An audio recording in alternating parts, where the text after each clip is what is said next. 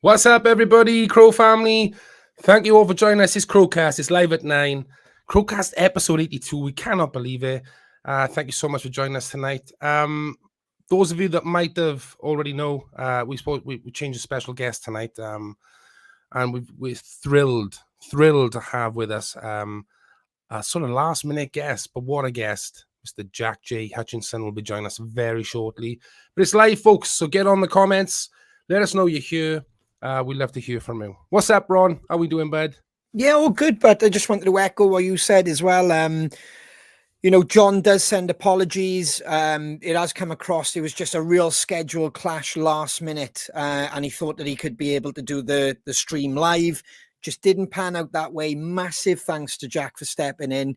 It's nowhere. He's been on the list, haven't he, for ages, mate? Yeah. That's the thing.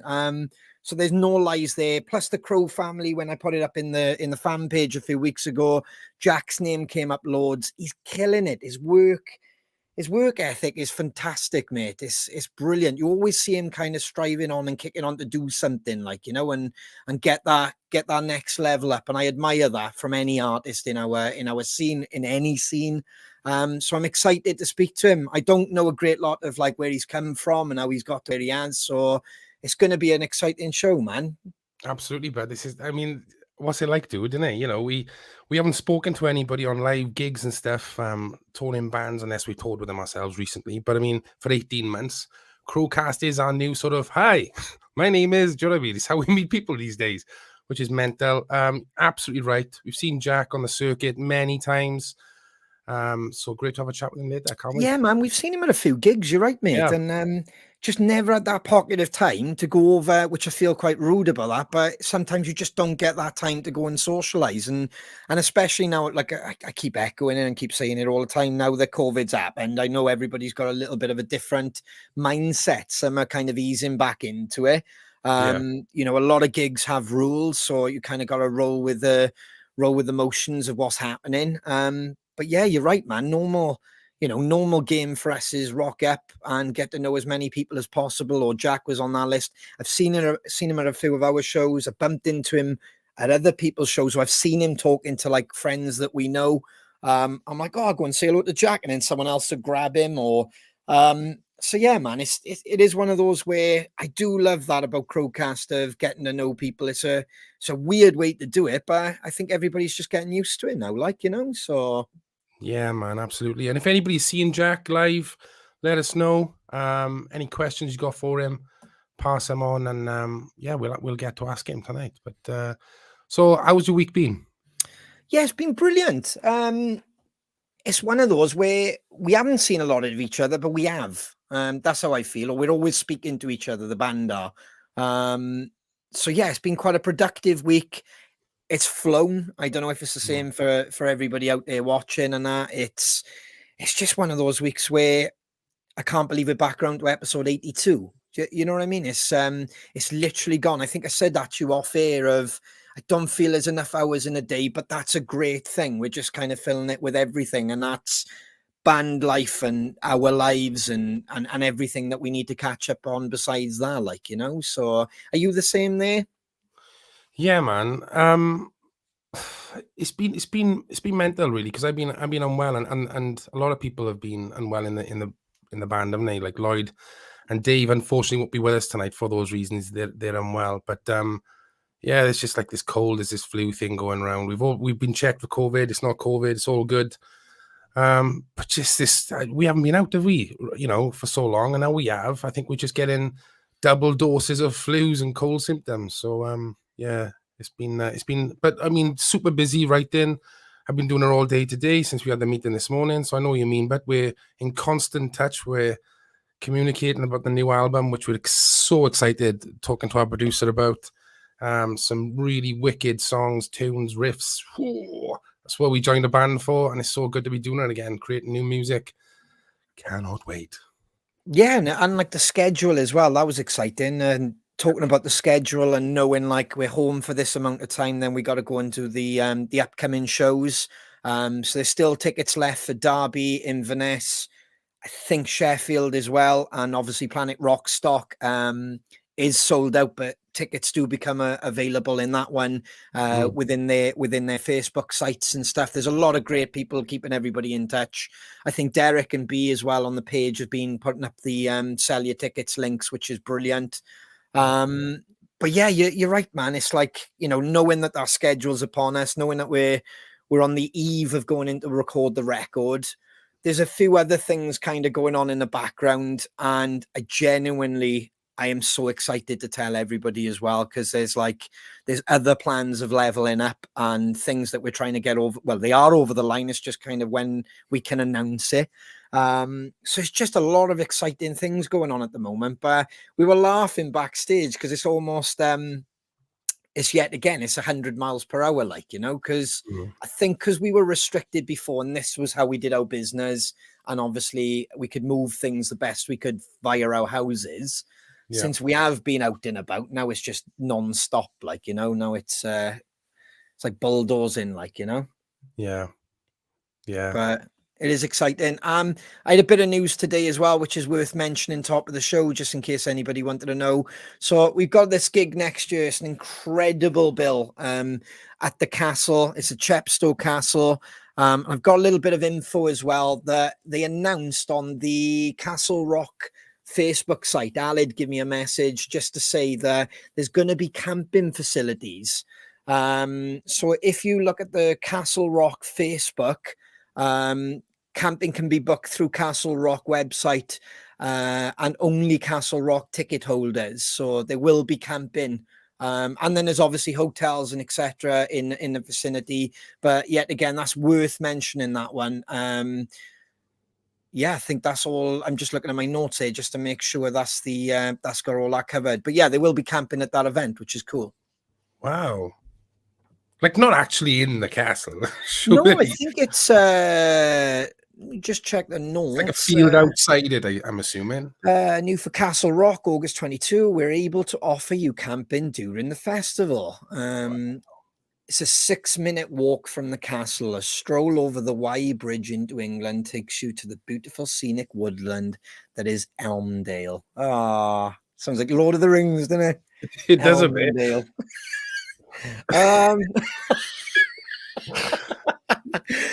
So yeah, fantastic idea. Yet again, brings families to another music event. That's August 2022. I know we're ahead of the game, but everybody's starting to put in their winter 22 shows and everything. That's an incredible bill. Mason Hill just come off tour. Florence Black are currently on tour. Tribal-less, we're playing out on the road constantly at the moment. And James and Nicole Gunn, which we just shared a few stages on the Wild Arts tour, and they're currently smashing Wales because I think they're all around. They're playing everywhere at the moment. Fair play to James and the boys. It's they're hardworking boys as well, Halloween stuff, mate. We've had a lot of message about the Halloween merch. When are people getting it, etc.? Yes, we have been told that they will be here very soon, but they'll all be out basically for delivery the end of this week. So yeah, you should get them by the start of next week latest. So yeah, we haven't had them yet, but they are imminent. So fabulous. Sorry, there's a little fly there that caught my eye. As Shane said earlier, for anybody who's just tuned in, Dave and Lloyd are unwell. They genuinely were rough when we spoke to them earlier. So they're going to bow out later, but stick with us after Jack. We'll rattle through a few things with you guys, maybe answer a few questions, and then we're going to sign off then. But until then, shall we have a guest? Let's do it. Crow family, please welcome Mr. Jack J Hutchinson. Hi guys, how you doing? How's it going, Jack? Pretty good, man. It's a real honor to be here tonight. Thanks for having me on. Absolute pleasure, bud. As Ron said earlier, I don't know if you were listening, but we wanted to have you on for a couple of weeks now, so it's just mad that we had you sooner rather than later. Thank you so much for stepping in. Really appreciate it, buddy. From by you now, it looks like you ain't wearing nothing because your hair's in the way of the t-shirt. There he is. There he is. I thought it was going to be one of those moments you stand up, you're wearing nothing but a bowler hat. I was like, that's my type of guy. Nobody wants to see that, man. Yeah. Well, times have been hard the last 18 months. I've had to resort to other measures to, try and sell my music. Fantastic. But how are you keeping, buddy? Yeah, not too bad. It's interesting what you guys were just saying then about like going to like 100 miles an hour again. You know, we've been out on tour the last couple of weeks, and it's like the first couple of nights we were like, oh God, I forgot how hard this is. You know, so yeah, it's like getting match fit again, isn't it? After so long off the road. But yeah, I'm all good. I'm enjoying it.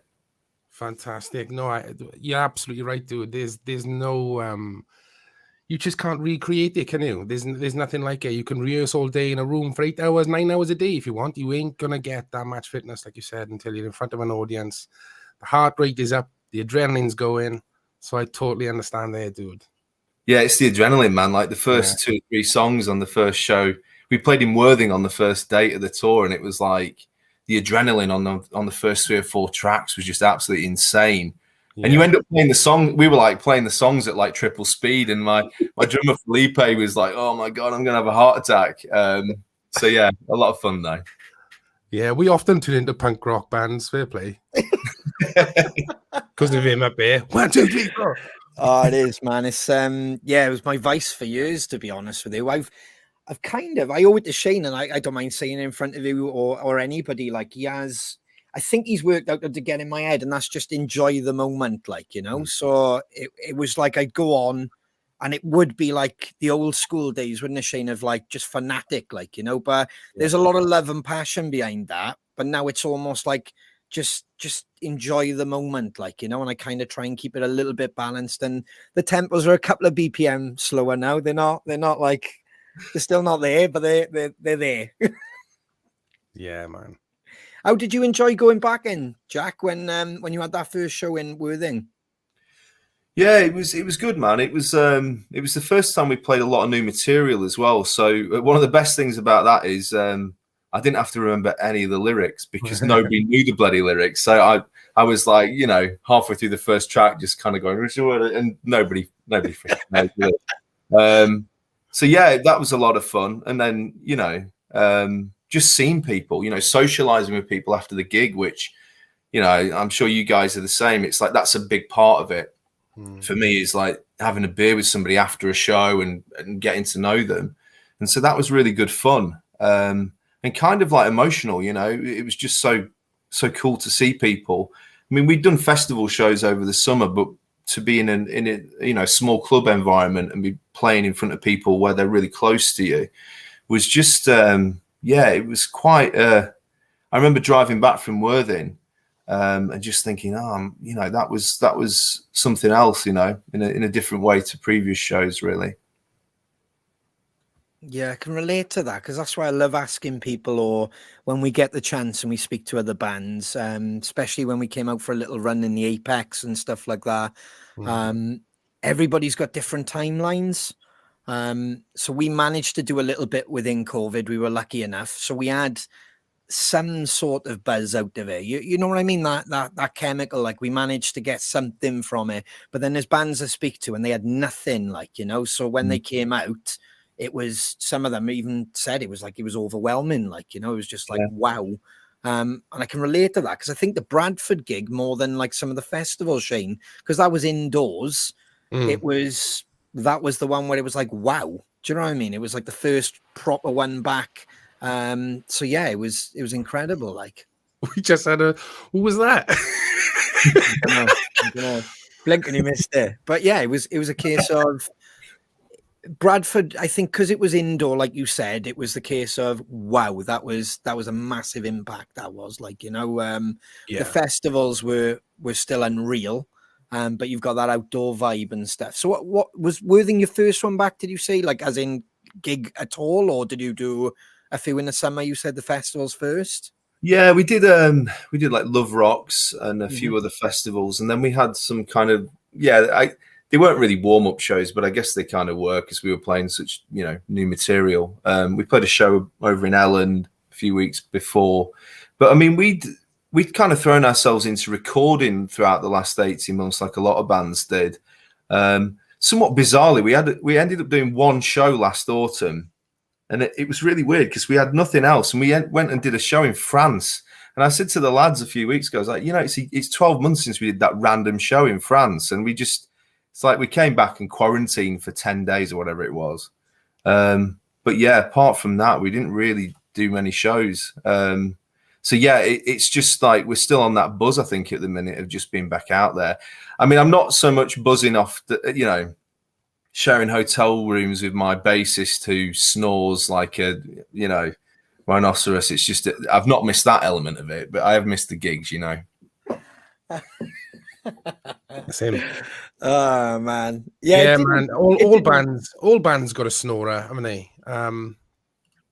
Ours is up there, top left. He's the same, but he snores as loud as he drums. It's incredible. It is quite incredible.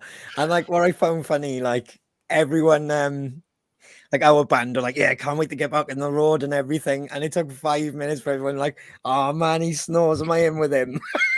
There was not even like I have missed his snoring or anything. It was like, no, he snores. I'm gonna have to keep in with him tonight, So yeah, it's mad.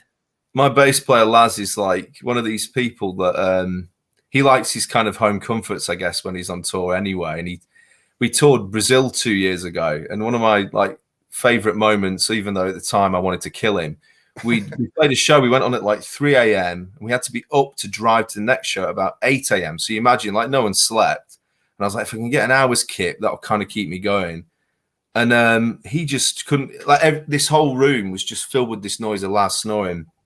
And I there's some basketball on the TV, and I put the TV on to try and drown out what sounded like Appetite for Destruction in reverse.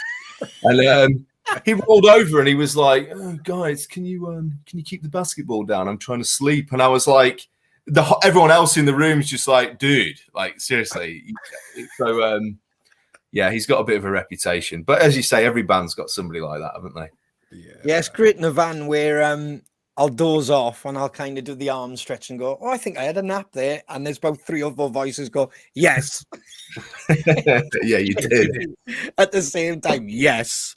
Yeah. So you just said you went out to France. When was that? About 10 months ago? It was, yeah, just over a year ago. So, yeah, we did this festival called Bully on Rocks, which was, it's great when you go abroad and you kind of get treated like you're rock gods when you go over there, and they like put on this buffet that was enough to feed about 50 people.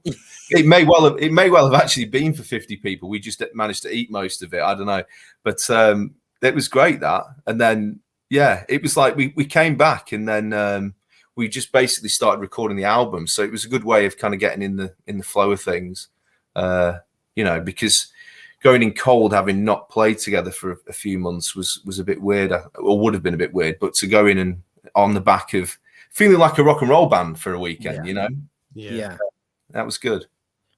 Like listening to your stuff, bud. I mean, I went through your catalog today and yesterday on Spotify and listened to the album stuff. Obviously, it's really heavily sort of bluesy. So how did you get into that, firstly? And at what age? I love asking this question, but at what age were you when you kind of heard that or picked up an instrument? I was pretty young, man. I suppose, like when I was about 14 or 15, I discovered Jimmy Page. And so for several years, I was just obsessed with Led Zeppelin, and was in a band that, I had a violin bow. I bought a twin neck guitar. It was all, and I painted Zoso actually on my amp, which my dad, he went ballistic at me because I'd wrecked this Marshall amp. So that was the kind of thing initially, was I wanted to be in a classic rock band. And around that time, which would have been sort of, it's about early 2000s, nobody was really into that sort of music. So actually trying to put a band together in Burnley, which is where I grew up, was quite tricky because everybody was into, there's a lot of people into Coldplay around that point, I think. I seem to remember Damien Rice was very popular where I was. So me trying to get people to play, I don't know, Since I've Been Loving You by Zepp was alien to them. And then I moved to London, I guess in the mid 2000s, thinking if I move to London, I'm going to make it massive, because I was doing like a lot of people from quite small towns. I'd made a name for myself on the local scene. So I thought, yeah, I'm brilliant. I must be brilliant. So moved to London, and of course, nobody gave a shit. Like, it was like you moved to London and everybody's just like, everybody's better than you. And so you have to sort of raise your game. And the very first gig I did in London, I played in Kingston, and I got I got like not attacked, but some guy started on me after the gig, and I actually rang my mum the next day and was like, "Mum, I want to come home," but I stuck it out and then went through a variety of different bands. Cut all my hair off because I thought that would help, and I did some session stuff for really kind of folk, soft music styles, I guess, for a couple of years. That's a new genre I've just created there. But it was like, yeah, I wanted to get back into the rock. Yeah. And then I just got progressively more frustrated playing for other people and was writing a lot of my own material. Yeah. And then I guess about 5 or 6 years ago, then I really focused on myself and put out a solo record, which kind of coincided with a lot of really cool bands coming out. And that kind of scene that's developed in the UK over the last 3 or 4 years has really, it's just enthused me to follow that journey even more, because there's so many great bands and so many great people that I've met, you know? Yeah. But was it a case of, so when you were writing your own stuff, what age are you when you started writing your own stuff? I was pretty young when I started. I mean, that's always been where I've come from. And I think as an artist is being a songwriter. So, you know, probably my biggest musical hero over the years has been Neil Young. So I've just always been obsessed with Neil Young. In fact, I got the new Neil Young album the other day, and my partner Liz was like, "How many times do you own all these songs on this?" And it's like, well, I've got about 35 live albums. He plays them slightly different each time. But you know, I wrote terrible songs when I was 15, 16, and I always kind of felt like I should be I felt like with the bands I was in, everybody was trying to write songs, but actually a lot of their music sucked. I thought, you know, I was quite cocky and arrogant, like a lot of people are when they're that age. And I thought, well, I can write better songs than you. I don't know. I've listened back to some of that material, and it's not as good as I remember. But you know, I think you just get better and better, I suppose. You hope that you get better and better, and then you get the third album difficulty. But yeah, it's been a long process. So can you remember any? I love asking this question. But can you remember any of the song titles when you were a kid? What was the first song? What was it called? You must know. Everyone knows their first song. I was obsessed with the Faces when I was a teenager. So I actually wrote a song called "Stay With Me," which it didn't sound anything like the Faces tune, and the Faces tune is a little bit better than the track I wrote. Mine was basically like this really slow, kind of George Harrison type ballad that was about this girl that I'd asked out at school that wasn't interested, and it was very melancholic and feel sorry for myself. It's always the first song, man. It's always about a girl that doesn't want to. Mine was exactly the same. That's brilliant. So, what, 14, 15, that's when you started dabbling, writing your own stuff? Yeah. So did you, when you kind of started doing that and penning words and finding your own kind of voice, did it naturally have a blues? Were you surprised with that? Like, because you're very bluesy. You can be rock, you can, and arrange it slightly differently, but there's a real blues element in your music. Was that something that was conscious, or just something that came out naturally? I think what happened really with the blues stuff was, you know, I got into players like Jeff Beck and Jimmy Page, and then wanted to see who they'd been influenced by. So a lot of people end up finding the blues through that. And then when I moved to London, as I said, like, I was trying to make money as a gigging musician. You know, I was playing gigs left, right, and centre. You know, sometimes 2 or 3 gigs a day because I was doing stuff all over like Soho, and kind of fell in with the London blues scene. So I had a residency at a blues bar in the middle of Soho and ran blues jams down there for a couple of years. And that was an experience as well. It kind of changed me as a player, you know, having to put up with absolute arsehole jammers every Saturday. It's like I wanted to kill at the end of the session. But some of those gigs where, you know, you have to go on stage for 3 hours, 3 or 4 hours, which I wouldn't dream of doing that now, but it was like having to keep an audience entertained. So I developed some form of, I don't know, maybe other people wouldn't say this, but I developed a sense of humor on stage and tried to develop a persona. But the blues was at the root of that. So I learned a lot from those really great musicians, like way more talented than I'll ever be. These players that used to come down there that, you know, it's like the older chaps as well in their sort of 50s and 60s who'd been there, you know, they'd experienced Peter Green for like in the 60s. So they would talk to me about all this stuff. And I was like, wow, you know, you hung out with Peter Green. That's just absolutely incredible. So, yeah. So the blues is always at the root of what I do, I think. That sounds very similar to our childhood, Ron, right? Growing up. Jam nights. Completely. And I love unlocking this as well with people who come on. I think it's lovely now because I know of a few jam nights and I've been going to when I can. I think they're vital. Like, do you know what I mean? They're part, especially your DNA as you're developing, because like you said, Jack, there's so many musicians from different genres that'll get up on a stage and it will change the way you play, or it'll make you listen more as a musician, like, you know, so because not everything is just a blues jam, for example. There's, you know, somebody might say, oh, do you know that? And they help you through it. I remember musicians doing that when we were younger, and they're almost shouting at you while they're playing, you know, watching them for the changes. That is brilliant, like that vibe. Because when you get through it, which you're thinking, fuck, how am I getting through this?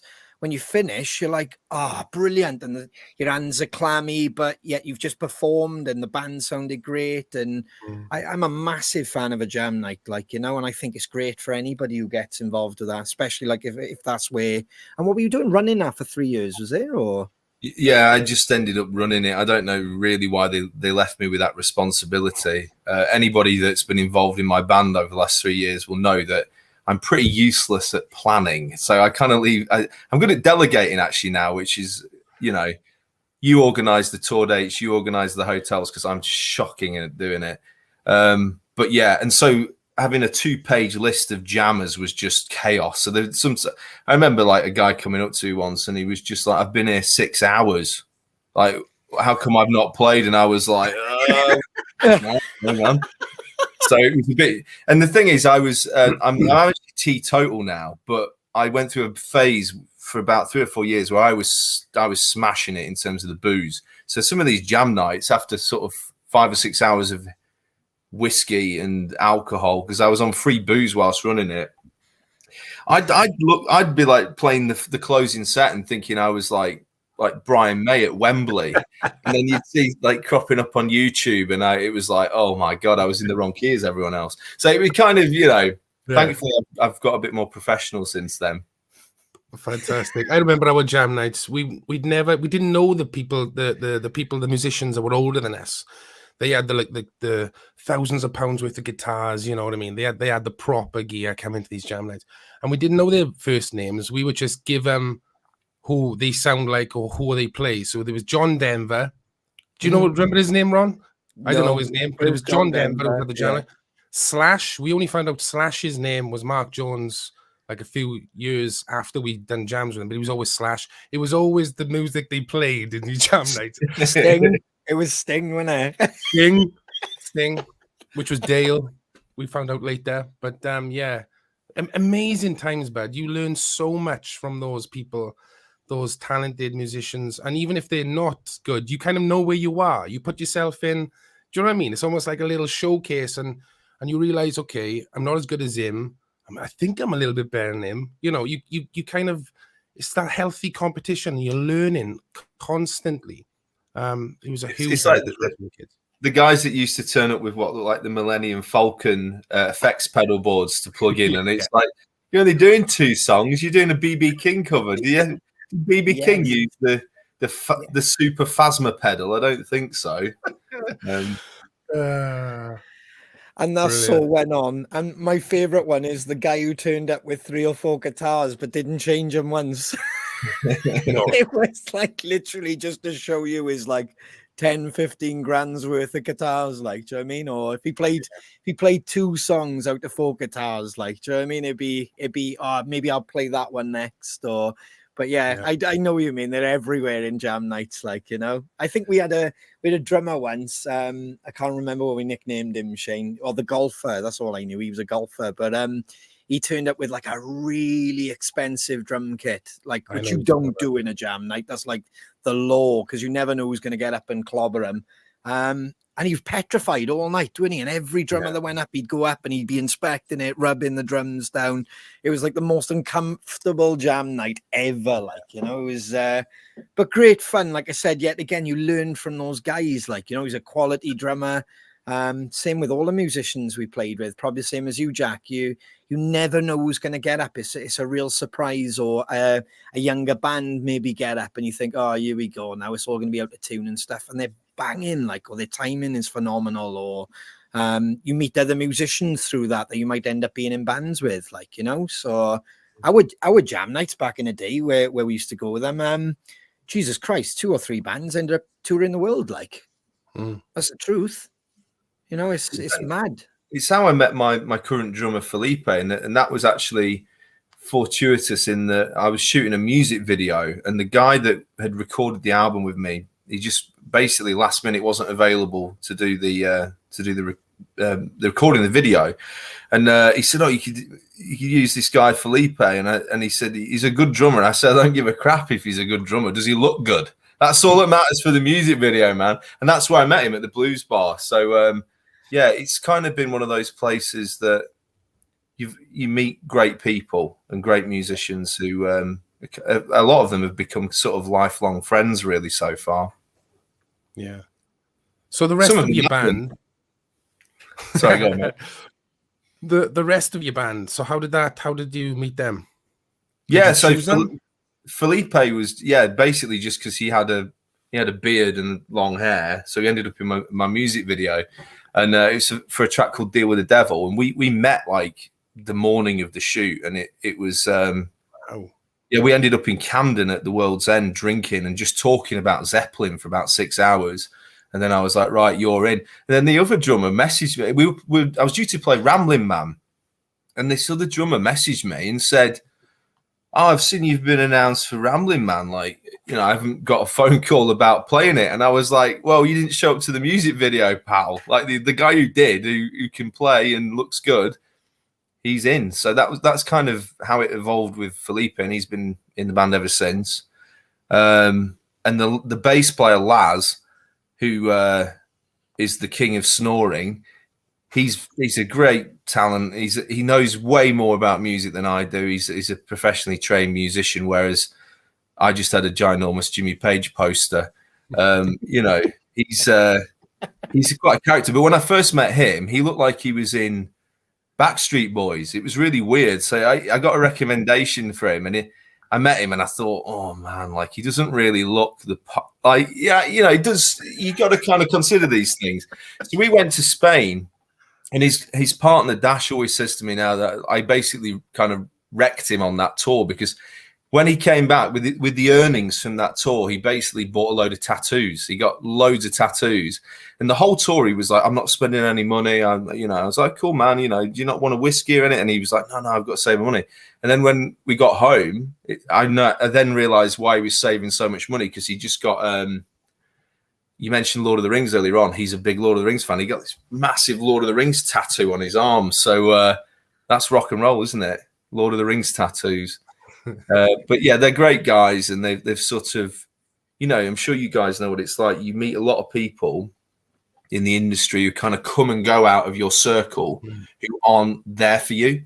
And these guys have really had my back for 3 years, which has been a massive relief, you know. Fantastic. What was the first jam? Did you know straight away the first jam was like, wow, this is easy? Or yeah, and they always bring this up because basically I cocked up the first song that we played. I'd played it wrong, and Laz was like, "Actually, the middle section goes like this. It's 8 bars. And you only played 6," and I was like, oh, "Okay, you're in." But he's frequently after gigs he'll be like, "Yeah, you cocked up the lyrics on World on Fire tonight," and I'm like, "Who gives a crap, man?" Like, wow. And I do have the almost famous moment where he runs after the van and he's like, "I'm only the lead singer," you know.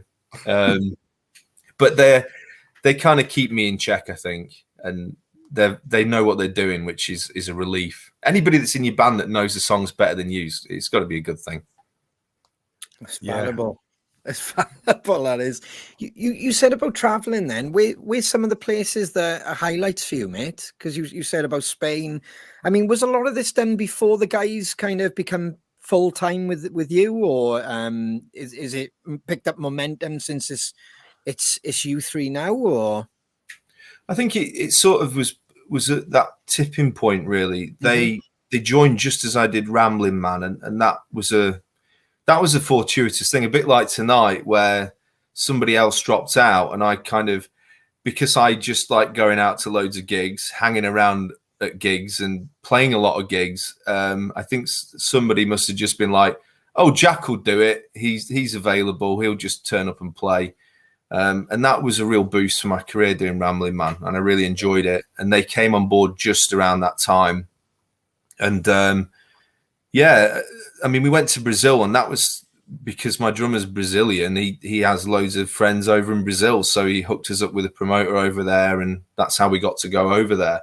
So without him being in my band, there's no way I would have got to tour South America. So that was when he rang me up and he was like, "Hey man, do you fancy going to Brazil?" I was like, "Are you joking?" Of course.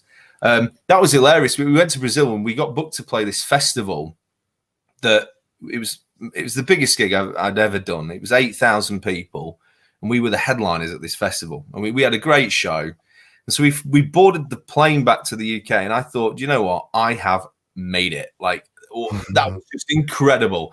And we flew back, and we had a festival booked in the UK about 3 days later, and we turned up and played this festival. And we were just, I think I was probably behaving a little bit like I was a rock god. I thought I was a rock god. And we started the first song, and there's a lady in the audience just went like this. She sat there the whole performance like this. And I was like, afterwards, Laz was like, do you see that woman in the front row? Just covered her ears the whole set. And I was like, I guess Brazil is over, guys. There he is. Whatever. Brazil, man. You have to get the bongos out, don't you? Brazil. It was a bit mad. It was, yeah. And we were supposed to go back last year, but then obviously the pandemic sort of shelved those plans. But fingers crossed, next year we'll head back there. That's fantastic. You got that connection as well. Do you know what I mean? Did you get a lot? Did you gain a lot of fans from there, or was it some like a territory like anywhere you just have to keep battling it? Like, yeah, I mean, I think we still get. I mean, I can see on Spotify that a lot of the streams come from Brazil, and we did some recording over there, so there's a definite connection. It's just about going back, and you know what it's like. You can't just go there once; you need to keep plugging away at it. But what an amazing country! And what was really cool about it as well was the kind of age group of the people coming to the shows. So there was a lot of young people who were coming to those shows who would just really like rock. And not that I'm saying you don't get younger people necessarily in the UK, but it was a definite difference, I guess, to my usual crowd in the UK. Yeah, I mean, I've seen a lot of Maiden, like a lot of people. I've seen a lot of Maiden DVDs, footage of them playing Brazil. And you would think, oh yeah, well, the fan base can be 20 years plus and stuff, but no, it's exactly what you just said. It ranges from the new Maiden fans, and when I mean that, there are teenagers there, right up to the faithful, and it's incredible. I've seen a few acts actually, even over during the pandemic. I was watching some Brazilian concerts, and they're fanatic, man. They love it. Like, do you know what I mean? So yeah, they were pretty mad, and particularly at that festival. It was really surreal because they did like not a meet and greet. What's it? Like a, just like a signing thing after I'd played, and there was this bloody queue going right down this freaking field, and I was like, they can't have the right person here. But the promoters had done a really good job at kind of making me out to be perhaps bigger than I was, I think. So it was a fantastic experience. The day after we played that festival, we were actually supposed to be in a recording studio, which is where we recorded our track World on Fire. And the promoter took us to this like beautiful kind of rainforest waterfall thing. And Laz, being Laz, he's stood on top of this blooming waterfall and he's shouting down, going, "Oh, take a picture of me, guys. And I'd say that I'd give it 30 seconds before he slips and falls off that thing. And he did. And he just tumbled down this waterfall and he dislocated his shoulder. Oh, no. So whenever I listen to that track, I just think back to Laz in the studio, because I was not sympathetic about this. I was like, we've been given this, one day in a studio to record a song for, we didn't have to pay for it. It was great. And I was like, you're recording that bass line. And so I've just got visions of him like playing it like this with all his arms strapped up and me going, we need another take. You can do better than that. So yeah, fun times. Brilliant, man. So who was playing the harmonica, dude, on your albums? Oh man, yeah. I used to play with this guy called Tom Brundage, who he's a blues harp player, and he did some stuff on my first album, and probably the second album, Paint No Fiction. He did some stuff on that as well. And he's from New Jersey, and he's a real character. He's just shaved his beard off, but he developed this kind of Willie Nelson look during lockdown last year. And I was like, man, you got to keep that. And he's gone all kind of clean. I think he's got a new job. He's had to change his look. He's like, stop the job, keep the Willie Nelson look, That's brilliant. No, he was class. So is it a case of you get these songs penned? Is it coming from all from you, Jack? Is it like you have the idea, the concept, take it to the boys, and then you jam it out? And then if you're thinking, oh, this could do with harmonica or strings, and then you kind of work on it that way? Or yeah, I mean, I write everything. I suppose with the newer material that's on the forthcoming album, there's a few co-writes on it, which has been interesting. I've really struggled to do that in the past. And I was involved with a band called RHR about 3 years ago, and we tried to co-write some stuff. And I'm not that great at it. I'm a bit of a control freak in terms of songwriting, and particularly if someone tells me to change lyrics, because I try and write lyrics that relate to, really personal things that have happened to me. And so when people tamper with that element, I'm not really into that. So anyway, I would try to be more open-minded. Lockdown changed me, man. And so I let them, we did some co-writes, which worked out really well, because Laz sent me this response to one of the things I sent him, and he was just like, mate, this is rubbish. I was like, you are? So that's sometimes quite good, because I'm so annoyed that I wrote a different riff for this track, and it sounded a lot better. So he knew best. Oh, that's cool. Cool, right? Yeah, man. I know what you mean about that. If you've always written from there and your own experiences, that can be difficult. I would like to try it. I think it's it can expand your kind of musical horizons. I mean, the guys that are in my band have quite diverse influences as well. As I said, that they've both done music degrees. They've learned how to be musicians. I didn't approach it in that way. I approached it from being a big Rolling Stones fan, big Beatles fan, big Zep fan when I was a teenager, and wanting to be like Jimmy Page and John Lennon and people like that. I never studied stuff. So when I play them songs, they'll talk about what tempo it's in or whatever, time signature, what the key is. I mean, I know what key it is, but I couldn't tell you what the chords are that I've written. Yeah. But I think that works quite well, because I probably approach it from more of an emotive side, and what kind of, makes the hairs on not the hairs on the back of my neck, because there's a lot of hair, but it's kind of like the hairs stand up, Yeah. I don't really give a crap about what time signature stuff is in, as long as it moves me, Yeah, no, that is interesting, because we had a comment, a bit of a meeting today, talking about with our producer, and he was kind of setting up a few sort of ideas outside of what we normally do. And like you said, it's good to try stuff. And he was like, oh, this is the tempo, try writing to that. And it's like, like you said, we haven't done that before. So I don't know, perhaps we hate it, perhaps we love it, who knows? But definitely something we're willing to try. But it's good to get your point of view from it. I think because we used Josiah Manning, who's in Chris Barris' band, and he's worked with Inglorious and loads of different acts, and he did the mixing on the record, and he fed in some really cool ideas in some of the songs that I remember like one of the sessions, I wasn't particularly keen on this guitar part that he was on about adding, because to me it sounded like Coldplay, which, you know, I haven't got anything against Coldplay, but I was trying to make a record that sounded like Black Sabbath, and I was like, oh, I'm not sure about this. But now I hear it within the context of the full production, and I think, wow, that's a brilliant moment. And you know, he had some different ideas, which is why we changed producer for this album. Tony Peretta, who'd done my previous 2 records, he's a great producer, and we'll work with him again. But it was good to just change things up a little bit. Yeah. And sometimes you. Oh, you back? Yeah, you back here, Jack. Sometimes you said it's you've changed producer. Yeah, man. I think you. Like Josiah has, well, you just have to listen to kind of Chris Barris's records to hear the sort of, it's like just quality rock production, which I guess I'd approached the previous couple of albums from a sort of more acoustic blues approach, and then it slowly melded back into the rock element. But Josiah knows how to get that great guitar tone and get those big choruses and hooks in there. So that was really important, I think.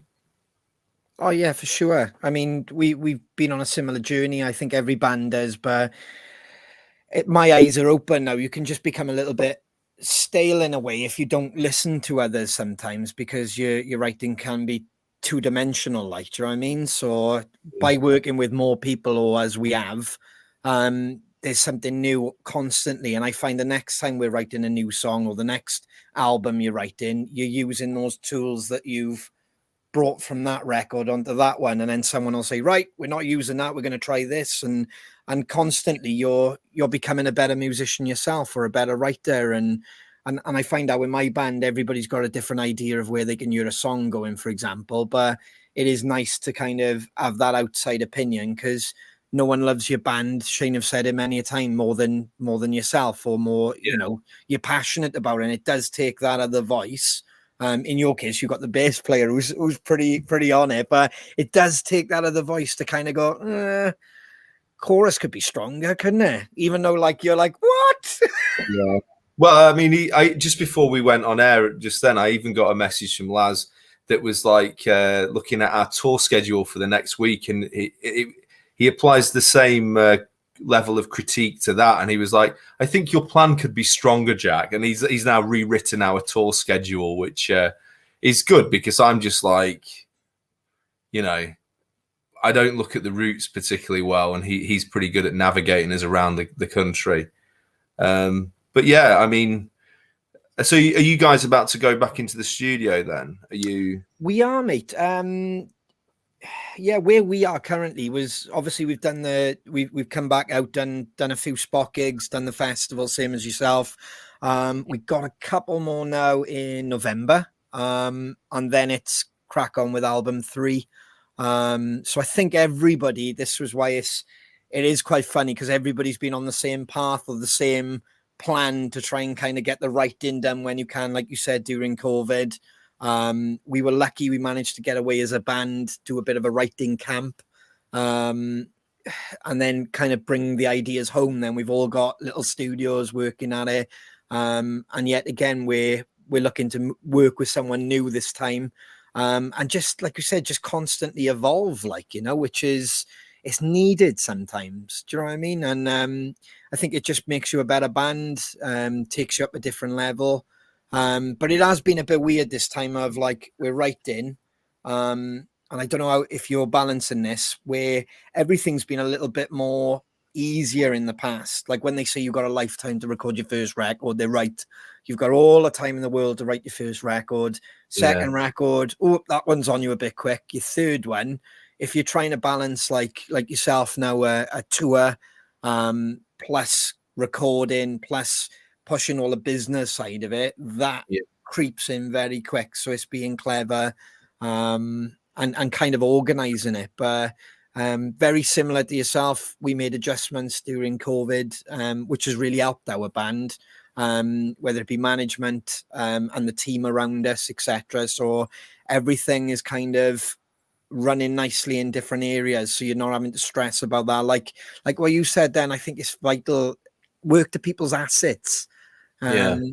You know what I mean? Because it could be easy in a band if people stressing, oh man, he's going to think I'm not doing as much. But sometimes if you're not great at doing that job, then just let somebody else do that, but offer to do something else. Like, you know, everybody kind of work in an area where they're stronger, like, you know. I think what I realized actually when COVID happened, and it's a sort of horrible thing to say, was that I'd not actually had a break for like 2 years. And at the end of 2019, I was pretty fried. I remember we did Rockstock, and I got back from that weekend, and I was just absolutely, I just felt like I was broken. I can't really describe it any other way. And it's because that year I'd been basically constantly on tour from January, and, you know, like touring takes it out of you. Yes. I'd got a lot of other stuff going on at home. Like my dad wasn't very well that year, and I think I escaped that by going on tour and trying to avoid the personal issues. And so COVID forced me to have a bit of a holiday, and that actually made me look at the whole structure of how I was doing things. And so when we've headed back out this week, it's about like bringing a few people in who can help. So, you know, I've got a driver, for example, so I'm not doing all the driving. So we like, that's the kind of thing where I'm from a background, like my dad, he's from Yorkshire, and he was very much kind of like about not being a wimp and always putting in the effort. And so I'd be like, don't worry, I'll drive 9 hours across Spain and then do a show and da-da-da.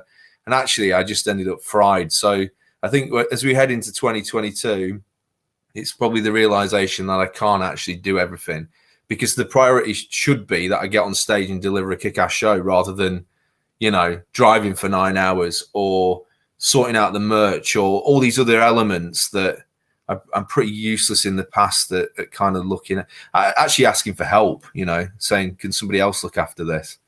So, yeah. Mate, we were exactly the same. And I think a lot of bands get to that stage that you do. We were very proactive, and everybody was, you know, trying to find their roles. Like Lloyd would do a lot of driving as well. The merch, Shane's been like plowing on with the merch for years. We're all battling with jobs. It is hard. It is really, really hard. And especially, like you said, if you have to maintain not just the performance, your vocal as well. Because by the time you do get to that next destination, it's stupid o'clock in the morning. You haven't got many hours, Kip. Then for yourself, if you're doing the driving, you've got to get back in the van, drive the next lot of hours. You're right, man. Something's going to give, like, you know, and then you're checking in the business side of that as well, and plans for the future. The brain gets a little bit scrambled, like, you know. So I think you did right. It's a bit, yeah. Like I in the past, I'd always be like, the vocals were an afterthought, actually. That you know, particularly 5 years ago when I was doing more blues stuff, it was like, yeah, I'll have 4 or 5 whiskeys before I go on, and I didn't do vocal warm-ups. And I actually blew my voice about 2 years ago, and it had never happened to me before. But I was absolutely terrified. I was like, oh my God, I've got I've got like 30 gigs coming up. I'd got a tour of the Czech Republic. That was like 14 gigs in 14 days. And on 2 of the days, I think we actually had like a lunchtime acoustic show. And I was like, how am I going to do this? And I battled through that tour, and I came home and I was like, I need to look after this more, because, you know, there's nothing worse than just walking on stage and shitting yourself because you're like, is something going to come out? What's it going to sound like? By the end of the tour, it just sounded like a I don't know, sandpaper. It was awful. So that's something, you know, I toured with Chris Barris a couple of years back, and he gave me a lot of advice on vocal stuff. So I bought a steamer. I now use the steamer before I go on and do my vocal exercises. Some people might say it's not been an improvement, but it means I'm not in any pain when I'm singing, you know. Yeah. I think you got to do what you got to do to get you through it, like, you know. And say the same to Shane. And like I've had people take the piss out of me if I'm doing stretches or you're doing something in the corridor and they're like, oh, look at him, he's trying out for the fucking Olympics or something, you know. But it's like, no, I just don't want to wake up in the morning and I can't move, or you know, we've been like in a van for 8 hours, now I got to go on and play, and like Shane said, by the time, you know, he's trying to do his vocal interviews, then drive in a van for 8 hours to do it all over again. You have got to look after yourself a bit better, like, you know, especially everybody's paying money to come and watch us, like, you know. So yeah, you should. You know, I've seen you guys like a few times live, and it's obviously great, but it's like a real powerhouse performance. Like, in order to have the energy to do that, you know, you need to look after yourself. Otherwise, you're not going to be. There's no point doing 3 gigs on a tour and then you're knackered, and so the people that have bought tickets to the remaining gigs aren't getting the same level of performance. And that was something that I talked to Chris Barris a lot about, was about consistency. In the same way you look at, like, you know, like in sports, like football teams, whatever, there's no point being great for the first 3 games of the season, then losing 10 games. It's a bit similar, isn't it? Pacing yourself. It is bad. I remember speaking to somebody, I won't mention who it was, but it was somebody just saying to me, you need to take at least 30% of what you're doing, because you will not maintain that through, you know, a tour, you know, a long tour. But instead of taking that advice, I was like, well, no, I need to, as you said, be consistently that energized, up for it, from word go till you know, coming off stage knackered but ready to go again after you've had to sleep, as long as you're resting and nobody's snoring. But like no, joking. But yeah, it's it is difficult, but it's mad, dude, because it's rock and roll. So you give a rock and roll performance, but it's the prep that's not rock and roll. Do you know what I mean? It's like, to maintain that, you are absolutely bang on. You've got to look after yourself. Like, I mean, I've seen you, like, you know, climbing up bloody balconies and all that sort of, I mean, fortunately, I don't have to do that in my gigs. I think if I tried to do that, I'd pull a hamstring or something stupid, you know. I just won't be able to do it. But so unfortunately, I've not created this kind of. Mine's really mellow in comparison to you guys. I just stand there and put my foot on a box and pretend that, you know, I'm Zach Wild for an hour and a half. It's quite easy. No, the best one was, I spoke to a few boys, and I'm not going to name them as well, but you got the hair as well, which is cool, because you can just give that a few flicks and that gives off. We have to do like 10 laps to get that same motion or that same effect. Like, do you know what I mean? It's there's a few drummers I've spoke to like that. They don't. It's clever how they play, because it looks like a lot of movement, but the hair really helps. Like, you know. So unfortunately, I haven't got that, so I have to pull my back, shoulders, legs. And it's all a prep, mate. And it's the same as what you just said then, Jack. You've been driving. If you've got somebody to help with that now, which is great. We were the same. We were there. And if you're driving, plus, even if you're just sitting in a van, we were finding now as well, and show after show after show, that can kind of, you know, it's what you do in the betweens, or how can you help yourself out of that? How can you get that energy back? How can you restore it the next day? How can you, you know, Bristol needs to be as strong as Newcastle, as strong as blah, blah, blah, as, you know. So Shane is right. It's not very rock and roll talking about this side of it, but it is the truth. It is the maintaining yourself. And, you know, we learned that you can't hit it hard every night on the booze, because, like you said, it's fucked. Like, you know, you haven't got that energy the next day, or that percentage drops, as Shane said, the meter drops, which isn't fair to somebody who's traveled. I mean, some of the fans travel to watch you and us. They'll travel as far as we do, like, you know. So you're thinking, man, they're in the car for 3 hours. I can kind of wait and have a few drinks later if I have to, or I'll wait a couple of days and I'll have a drink then, like, you know. We had a couple that, because we played Liverpool last weekend, and they travelled all the way from. We played Blackpool with the Waterloo last weekend, and this group had travelled all the way from Whitby, and it's like, you know, you've got to deliver for people when they've put that effort in as well. They don't need to come out, particularly at the minute. You know, there's a lot of people who. It's easier for people to stay home than go out and see shows. And so you got to deliver, haven't you? Yeah, for sure. 100%, man. While we're talking about shows as well, you've got a monster coming up. Is this quite the longest one you've done for a while, or the 17 date? It is. It's basically a collection of dates that got cancelled at the beginning of 2020 and pushed back to. I think this is like the fourth reschedule of these gigs. I've lost count. But yeah, it's 17 dates and we've done 4 so far. So still got. We did 4 and then we've had like a week off, and then we're hitting it pretty hard from this Thursday onwards. So yeah, it'd be good. Loads of different venues. I'm looking forward to playing Edinburgh. I've never played Edinburgh before. And then we've got Newcastle. God, where else are we going? I've got them written down here actually because I've lost track of where it is. We're doing London as well. We're going back to the Black Heart, which will be a good gig as well. So yeah, it's just, I'm just excited to be out on the road and doing the shows. It's I think it after what we've been through, we just want to go out and smash it every single night, and hopefully people feel the same way when they see us. How long are the sets, bud? Well, I made some stupid promise that we'd be doing like 3.5-hour shows in the summer, but no, they're not that. They're about an hour and a half. So we're doing loads of stuff from the new album. Basically, we're playing pretty much the whole of the new album.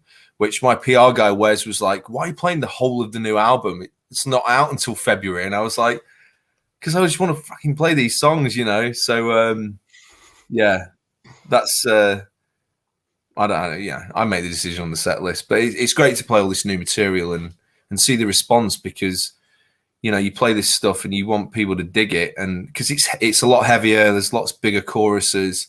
I think it's going down pretty well so far. Yeah, and you got the second single, Straight to Hell, that's released on Halloween, is that right? Yeah, it's coming out next week. That's an interesting tune because it's a bit like, it's like 3 songs in one. I'm a big horror fan and I wanted to kind of write a song that was a bit, it's kind of a stereotype, isn't it, to try and write songs that are like horror movies if you're in a rock band. But I absolutely love Halloween. And so we've got a video that's a bit kind of like, it's a bit of a cross between, like, I don't know, Dawn of the Dead, Night of the Living Dead, mixed with sort of Sin City sort of vibes. But we've been starting the sets with that track, and it's probably the heaviest track I've done. So yeah, it's good fun. It's an absolute bitch to sing though. So it's like the first track in the set, and you've got to be warmed up to sing it because it's so high. It goes really high and then goes really low and then really high again, and it's like everything from that point on is just a breeze. But it's like you've really got to be on it to sing that song, otherwise the lyrics are so quick that I'm just going to end up tripping over myself and ending up sounding like Bob Dylan or something if I'm not careful. Well, you wrote it, Jack. You put yourself in that situation. That's what the boys tell me when I do it, because I just say the same. Fucking hell, we can't stop when that one's too high. Well, whose fault's that? And then the full album is this will be the 3rd album, The Hammer Falls. That's out in February, yeah? Yeah, 4th of Feb, mate. It was supposed to be out. Well, who cares? I'll tell you. It was supposed to be out now, basically. But I basically wrote an additional song, and we got offered the opportunity to work with quite a cool producer. I've been telling everyone on the tour, but I'm not going to say who it is. But on one track, and so part of the reason it was pushed back was because of that. But also, when I spoke to the vinyl manufacturers back in January, they were like, "It's gonna the delay on the vinyl is massive." So, yeah, I spoke to various people, in my team, and they were like, "There's no point putting it out and then having to do a second PR campaign to promote the vinyl." So it's all coming out in Feb. So it's kind of worked out all right, because if I'd committed to it coming out in October, I wouldn't have been able to include this additional track. So yeah, it sort of worked out okay. That's cool. It'll be well worth the wait. Sorry, mate. The album cover's awesome. It is wicked. I do like that. That's a wicked album cover. Yeah, I mean, I was going for a sort of Damien Rice sort of look with this again, but it just didn't quite work out that way. Damien Rice. I don't think anyone's talked about him for quite some time. But actually, all the CDs arrived today. So I shouldn't really say that because people will be like, can I have a copy? But yeah, the guy that did the album cover is based in Spain, and he's called Anastasio, and he runs a design company called Revelation Studio, and he does designs for Blasco from Ozzy's band and Zach Wilde and that kind of thing. So I basically came across him because I'm a big Zach Wilde fan, and I was like, if I can get him to do my artwork, that'd be pretty cool. And he was really cool because he actually responded to me and said, you know, instead of just like, yeah, I'll do it, whatever, he was like, I need to listen to your music first. And I was like, oh, well, I was thinking, I'm screwed then. But he responded the next day and said, I think I can do something. So he's very considered about whether he commits to something. So, yeah, it's pretty cool. And it looks very kind of like, I was like, I want it to look like a sort of old Amicus film sort of poster, you know, like a Hammer Horror sort of thing. Yeah. And so he's done all of the designs for like, this is the Straight to Hell single cover. So there's a vibe that goes across them. So he's very cool. But I'm not quite sure what all my fans who discovered me as an acoustic blues artist will make of that album cover. They may not dig it. And the other thing I've seen as well, Jack, is this has been announced, which is great, mate. Especially with the record out in February as well. They're going to love that in Winter's End. Incredible, Bill. And yeah, yet again, nice to see you on the Planet Rock scene as well. Yeah, I think it's there's some of my favorite artists on there. I mean, it'd be great to see Wayward Sons. I mean, I've never actually seen them live, so it'd be really cool to see them. And bands like like Hot Damn that are on the lineup that I think they were announced today, weren't they? Yeah, and there's a few of the bands that are on the O'Neill PR roster as well, like Firekind and Sons of Liberty. So it's a really cool lineup. And we did Rockstock 2 years ago, and that was just an absolute incredible weekend because we hung around after we played and basically just got smashed for the whole weekend. And then I was supposed to be doing Rock in the Boat with Planet Rock, but that obviously got cancelled because of COVID. So it's going to be a good weekend. And yeah, as you say, it's just around the time that my album comes out. So yeah, I can probably play it from start to finish at that festival and hopefully go down pretty well. No, it's perfect. I mean, me and Shane have said it, and I said it to you off air, and I don't mind saying it again. Your work ethic is brilliant, and we love it. Any artist out there who works as hard, we constantly see you always on. You're on something, like you're either promoting something, or you're on tour, or the next record. And I love that. And it's not just that, you're a real gig goer as well. Like me and Shane were saying earlier, we've seen you so many gigs, so you're so active. And I think that everything that's happening with you and the guys now is well deserved, mate. Honestly, it's so well deserved, and it must be nice for you to see everything, the momentum picking up, Well, I think like when I find it like a massive relief going out to see shows, and I remember seeing you guys. I think it was Kentish Town Forum a couple of years back, because I used to live around the corner from there, so I was like, I just pop round the corner and go and see this gig. And you learn a lot through going to see other acts, and you look at certain things from people and go, do you know what, that's how you should do it, And so yeah, I'm pretty sure there's a few people that are like, oh God, Jack again, not him, because I did, I went through a phase where I was out all the time, but it's how you evolve as a musician is listening to other bands as well. I'm not saying ripping them off, but I'm just saying like, you go out and you look at performances and you look at, it's about energy, I think, as well from people. So like when I saw you guys for the first time, I was just like, I remember going home and speaking to Liz, my partner, that night, and just be like, what a band, And I think there's a few of those guys where I remember seeing like the Dust Coda, and I saw them for the first time, and John's voice, I was just like, wow, So there's just these bands that have certain things about them that make them special, and that can only be inspiring as a fellow musician, really. And I used to like drinking a lot, so it was an excuse. Yeah, I was really profound there for about 10 seconds. I knew that was the real reason. Thank you for the nice words, dude. Really appreciate that. Jack, it's been an absolute pleasure, bud. Yeah, absolute pleasure. Sorry I got cut off halfway through. I don't know what happened there. But hopefully we get to see you at one of these festivals or some shows, dude. And I can't wait for this new album, bud. If it's as good as that front cover, look out. That's the thing. It's going to be one of them albums. It's like, it's got a great front cover, but unfortunately, when you listen to it, I don't believe it for a second, brother. It's going to be banging like all your other stuff is. Jack, thank you so much, bud. Cheers, guys. Thank you so much. Take care. Keep in touch, Jack. See you soon. Cheers, mate. Man, it was a pleasure. Absolute pleasure. Great character. Got great sense of humor. Doesn't take himself too seriously, but is serious at the same time. I love it.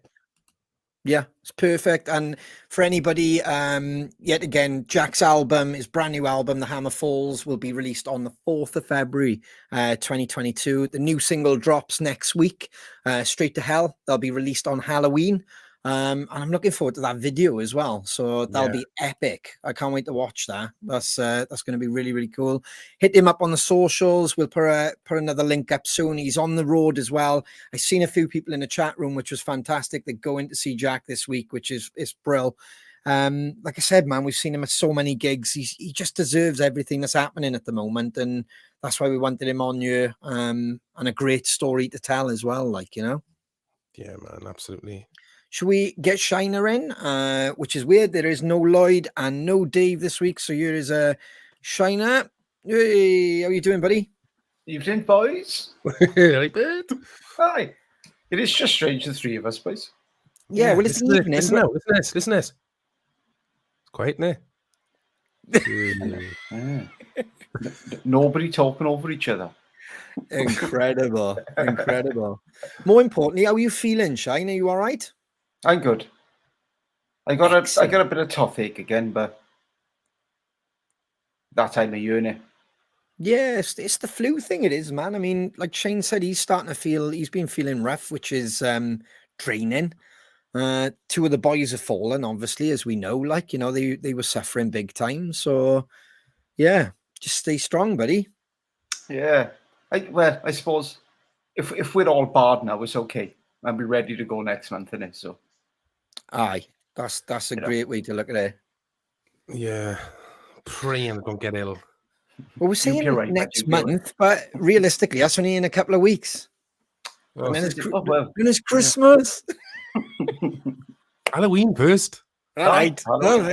For anybody that's joined us late, Halloween, if you pre-ordered the Halloween T-shirt, we are going to be getting those out to you at the end of this week. We haven't had them as yet, but they are imminent. So anybody asking, they will be delivered at the end of this week. Thank you. Yes. Have you been in the world of guitar, Shiner? I have. I've been in the world of guitar now for about 2 weeks. So I really don't know what day it is to be honest. I think it's Tuesday because it's CrowCast. Yeah, I go with that, but yeah, I just seen like the artwork, but that's probably the best artwork I've seen on an album cover for a long time. Yeah. Oh, Jack's now, yeah. Yeah.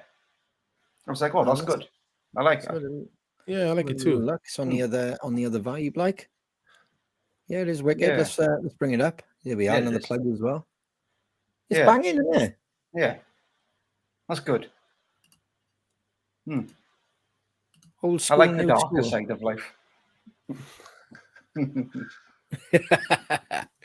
Well, it's not going to be a massively long show, like I said. Boys resting up. They're not well.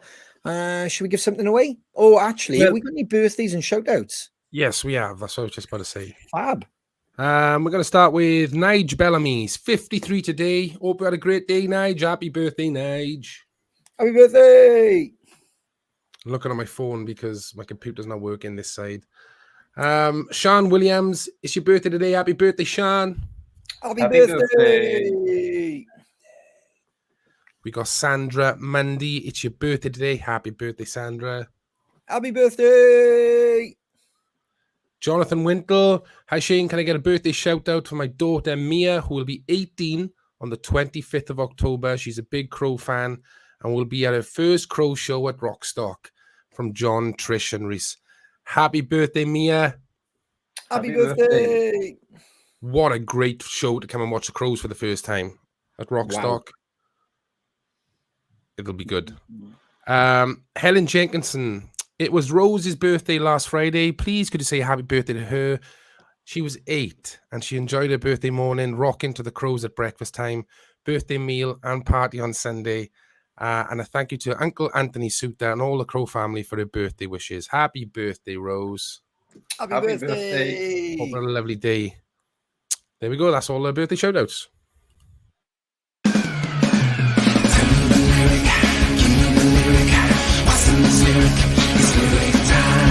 Tell me the lyric, give me the lyric. What's the next lyric? It's lyric time. What's the next line? What's the next line? What's the next line?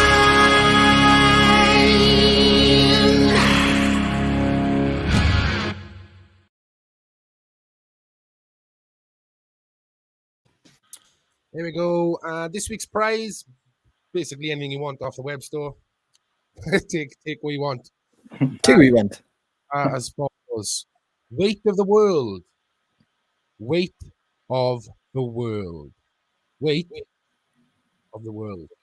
Weight of the world. What's the next line? Dude. That's pickled me, that one. Yeah, I generally have no idea. While we wait for the answer, let's have a look at this week's Crow Radio. The best music all day long. Crow Radio. Crow Radio. Available now via Those Damn Crows Spotify page. Don't forget to click the green heart.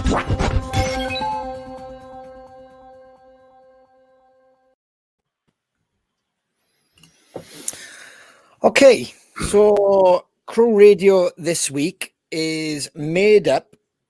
Can you remember, Shiner? No. Singers the bands are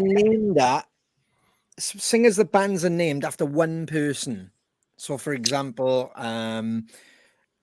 Jack J Hutchinson or Chris Barras. So basically, that's this week's Crow Radio. It's made up of that.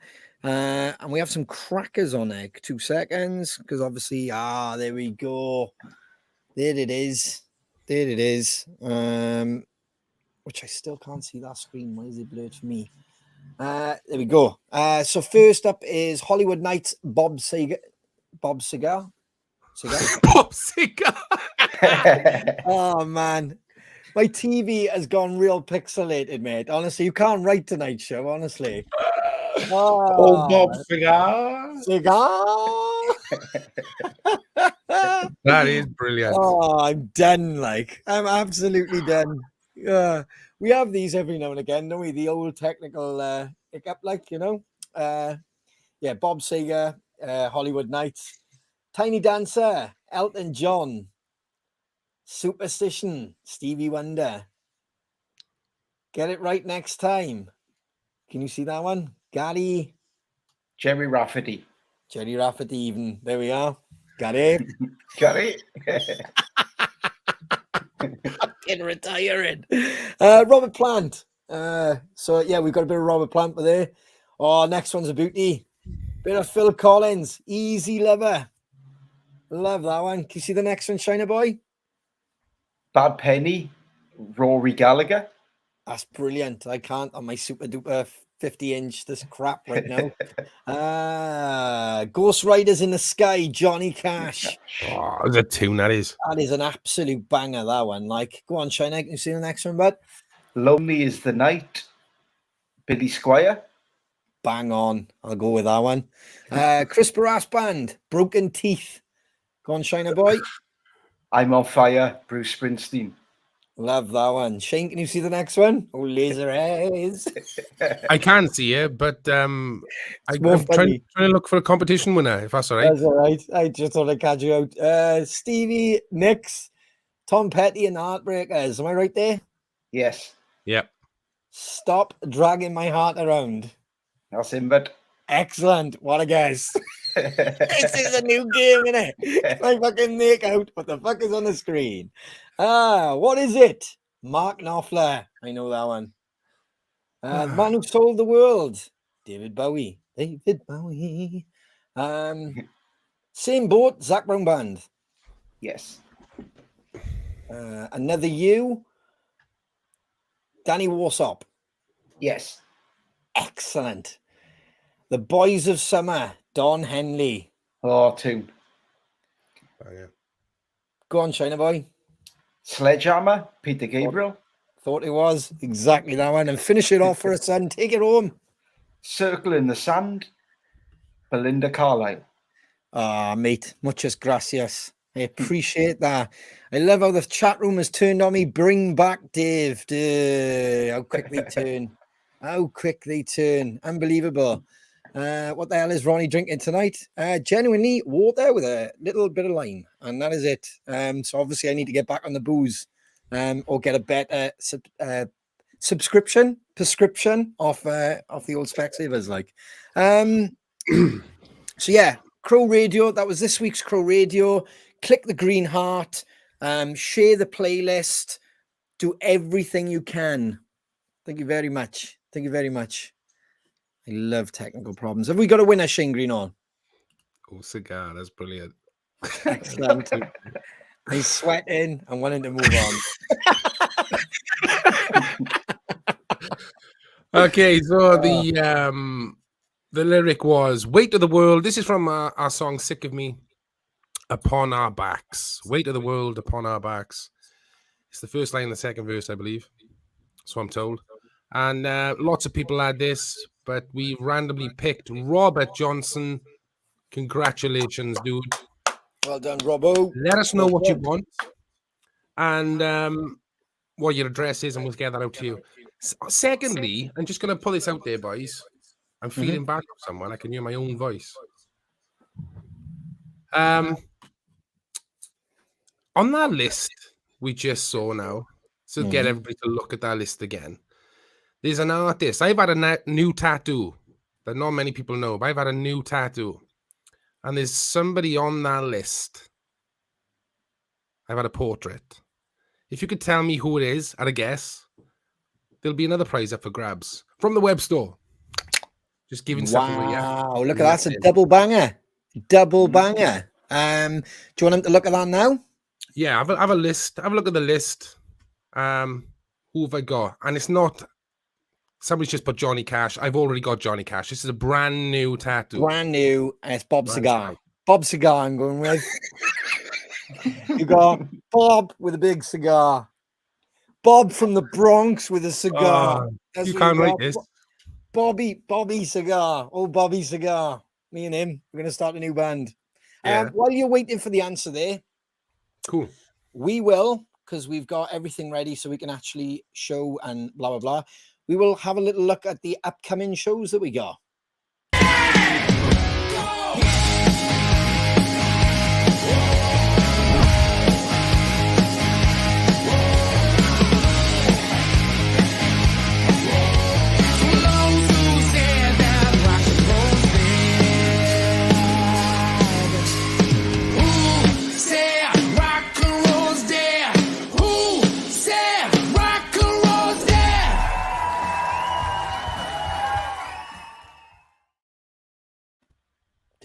It's only in a couple of weeks, that is, Shiner Boy. It is. It's going to be good. Yeah, It's going to be good. Tickets are still available. If you check out www.thosedamncrows.com, everything's in one place. And if you have a look in the links now, whether you're watching on Facebook, Twitch, Twitter, YouTube, that's right. We're on all of them now. We've crept on the old Twitter as well, because a few people have had a little glance on there, and from there they move on to YouTube, which is great, so have we got a winner of the bonus competition, Mr. Greenall? Yeah, we have. So who's the artist I've had recently tattooed on my arm? A lot of people saying Johnny Cash. I already had Johnny Cash. This is brand spanking new. But the winner is Larry Jessett. Well done, Larry. Hey!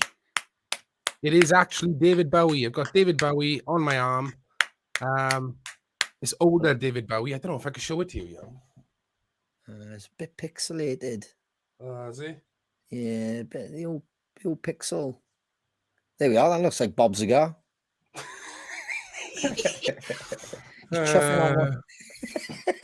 Old Bob Seger.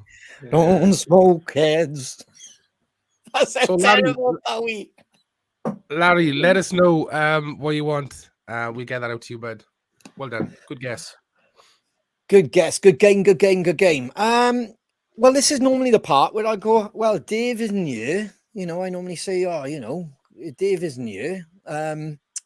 So he sent us in a little video and we'll do a bit of a Dave's Did You Know?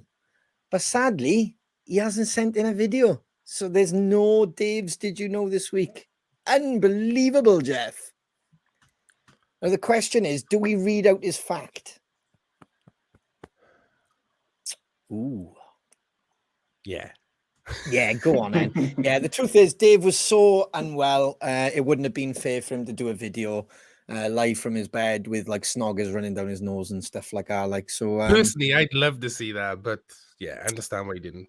Yeah, no, that's it. So this is going to be new to us. We're waiting now. Here we go. Go on then, Greenall. You can read it out. Oh, is it? Okay. Yeah. Am I supposed to see it anytime soon, or? It is in the private chat. Right, okay. Shut up. This cannot be true. Okay. So we're not playing the theme tune either, are we? Go on then. We'll give him the theme tune. Go on then. Go on then. Bloody hell.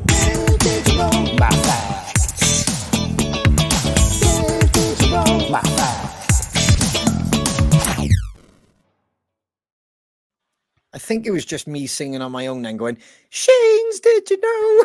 My bad. Your facts this week. Here we are. Okay, so from the man himself, I'm just the messenger here. But apparently, for 20 years, a cat served as a mayor of an Alaskan town. A cat named Stubbs. Stubbs the cat was the mayor of an Alaskan town. I'll go to the chat room. Yeah, do you know what? It's got to be right because it's so bonkers. There we go. And Walter. Bollocks. Alex Marsh, true. Sounds true. Sarah saying it sounds true. Yvonne saying must be true. B is saying it's true. Sounds like something off The Simpsons. Jonathan Wintle's up in the game. Pussyville. Yeah. Can I just state that wasn't mine? That was from Dave. Okay, that's not me saying that. I'll send him a message on Facebook. Yeah. A cat has been the mayor of Talkeetna. Talkeetna.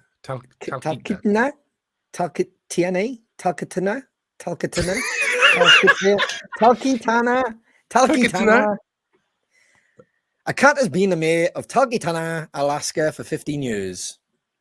Talkeetna.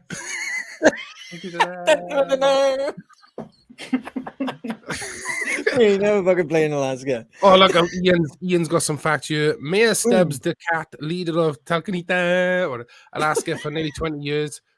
Talkeetna lies about halfway between Anchorage and the foothills of Denali National Park in southern Alaska, a quirky community.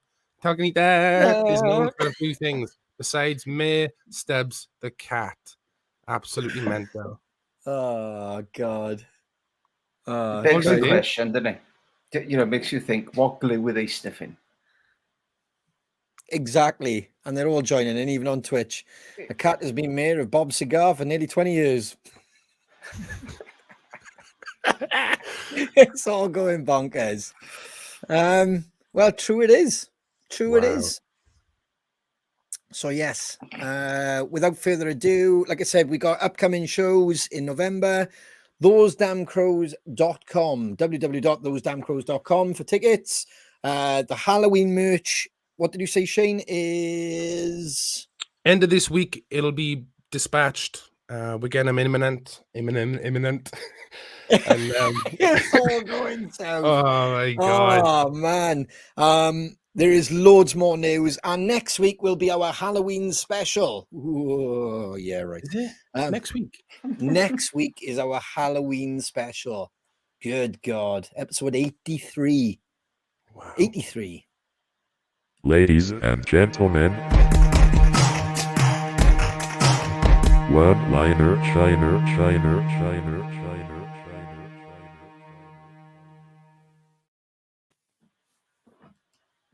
Well, gentlemen, I'm just going to say to the boys, the two boys missing, get well soon. That's all I'm going to say. Beautiful.